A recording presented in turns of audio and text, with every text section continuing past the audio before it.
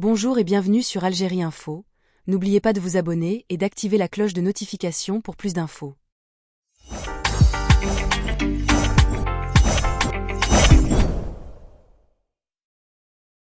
Depuis plus d'un an, les relations algéro-françaises traversent une crise inédite. Les tentatives de reprise ont toutes échoué et les relations sont actuellement au point mort, avec presque aucun contact entre les deux pays. Pour Abdelaziz Rahabi, la responsabilité incombe à Paris.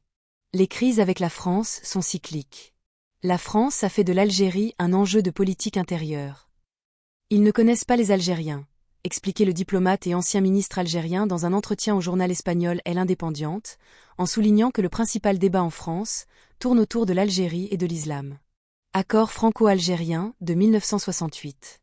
Abdelaziz Rahabi aborde aussi l'accord franco-algérien de 1968 sur l'immigration algérienne en France, dont la droite et l'extrême droite réclament la suppression.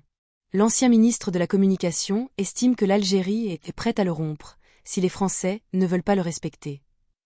Cela ne nous profite pas, estime-t-il alors que la crise entre la France et l'Algérie a franchi une nouvelle étape vers l'inconnu, avec la décision prise mercredi dernier par le président Emmanuel Macron de suspendre l'accord de 2013 sur les passeports diplomatiques et de geler la délivrance des visas de type D à tous les Algériens.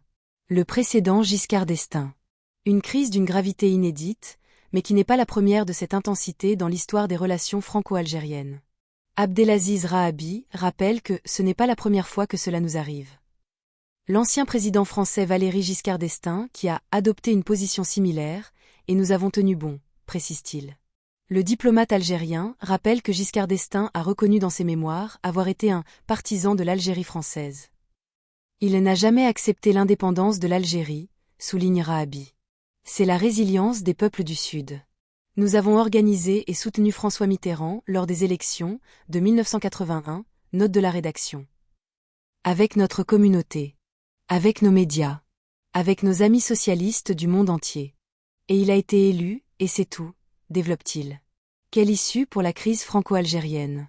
Abdelaziz Rahabi n'entrevoit pas de solution immédiate à la crise entre l'Algérie et la France dont l'intensité ne s'atténuera pas avant les élections présidentielles françaises de 2027. Il rappelle que c'est la France de Jacques Chirac qui a élaboré le plan marocain d'autonomie pour le Sahara occidental en 2006. Il n'y a eu aucune implication marocaine. La France a essayé de vendre le projet à toute l'Europe, ajoute-t-il, en précisant que les Algériens étaient au courant.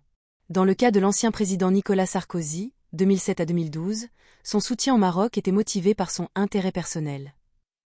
Sarkozy reste la principale figure du soutien marocain en France, même si la ministre Rachida Dati en est le visage.